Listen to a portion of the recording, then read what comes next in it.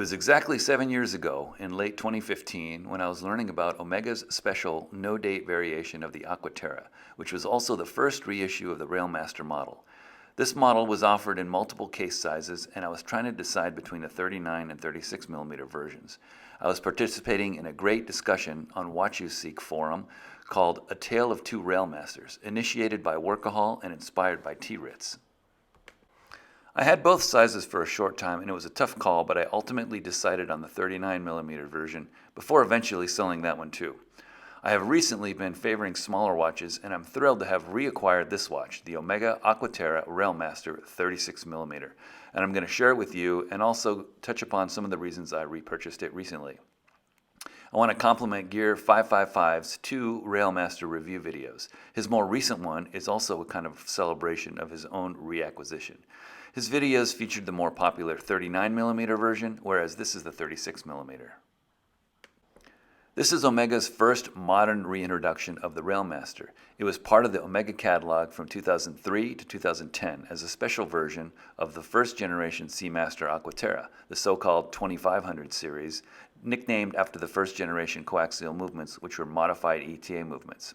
A big thank you to YouTube channel Time and Peace for a really good history of the Aqua Terra evolution. These earliest coaxial movements didn't have anti-magnetic qualities that the current movements have. The second and third generations of the Aqua Terra did not offer a Railmaster version. That's too bad, because I think the so-called Bumblebee 8500 series Aqua Terra, which featured Omega's 15,000 Gauss resistant anti-magnetic movement, would have been an excellent opportunity for a Railmaster reintroduction, but it just didn't happen. Unlike the more faithful reissued Trilogy Railmaster of 2017, this is a Railmaster in looks only and does not have any anti-magnetic properties, outside of what Aqua Terras of that time period had already. Stay tuned for a head-to-head comparison of these two models. My Trilogy Railmaster recently returned from Omega after getting some warranty service. I did miss my Railmaster, and it was during this 5-month wait that I pulled the trigger and added this Aqua Terra Railmaster back into my collection. So as mentioned, this is the 36mm version, which is apparently the rarest, although I don't have any production numbers to back this up. However, I have not read any online discussions or descriptions that have disputed that. The model number is 2504.52, and the same watch also comes on a leather strap, and it's designated as 2804.52. The 39mm version is 2503, the 42mm version is 2502, and there's also a 45mm version that has a manual wound sub-seconds movement. In typical Omega fashion, there are also chronograph versions, but I'm not much of a chronograph guy, and I'm probably the only Omega fan who appreciates but is not a Speedmaster fanatic. Let's take a good look at this watch up close. We've got a 36.2mm case diameter, 43.8mm lug tip to lug tip, and a 19mm lug width, and a very flat 11.3mm overall thickness, including the low domed sapphire crystal and exhibition caseback. Amazing. This is very similar to a Datejust or a 36mm Explorer. And yes, I am planning another head-to-head comparison video between these two watches as well. Please subscribe and check back soon. The movement is the same for all 3 automatic versions of this watch, the caliber 2403. Since the movement is the same size in all 3 of them, the perimeter of the caseback frame gets progressively wider between the 36, 39, and 42mm versions. That's one quick way to confirm which version you're bidding on. The 36mm version has the narrowest frame, and the caseback holes are pretty much centered within that frame. If you look at the 39 and definitely the 42, the frame starts looking like a donut, and there's an obvious space between the hole and the outer edge. I'm pretty sure the winding crown is the same size, and as the case size goes up, it starts to look undersized relative to the watch case. This is the same situation as with the 39mm version of the Rolex Explorer 214270, which shared the crown size with the 36mm 11420. And I think the crown looked a bit disproportionately undersized on the 39mm Explorer as well. So back in 2015, when I was debating between this and the 39mm version, I somehow convinced myself that the 36 was too small for my 6 3/4 inch wrist.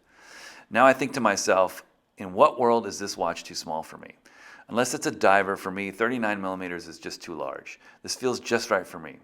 And what I mean is when I look down at my wrist, it looks proportional. When I look in the mirror or if I look at photos of myself wearing it, it looks just right on my wrist. Also, it feels comfortable, not too heavy, and it doesn't get stuck on my shirt sleeves. Now, I prefer wearing my watches on bracelets, and this might have been one of the reasons that I didn't keep this watch the first time I owned it. I had the 2804, which means it was on a leather strap, and this was 2015, before we had the excellent aftermarket options like Forstner and Uncle Seiko. However, my 39mm was on a bracelet, and even though I had some issues with it, it probably helped convince me to sell the 36 and keep the 39. But yeah, I had a couple of issues with the bracelet. Typical of Omegas at that era, the links used pins and collars and not link screws. Also, there were no micro adjustments on the clasp. And speaking of the clasp, I felt that this was the biggest weakness of the watch, and perhaps the 2500 series Aqua Terras in general. The single push-button clasp is a bit finicky and not as substantial as I would like on such a watch. Yes, the Aqua Terra is a dressy sports watch, but I think that this clasp would have been more suitable on a dressier watch. The stock bracelet has an 1171 style link design, which is a hybrid between a 1450 President link and an Oyster link.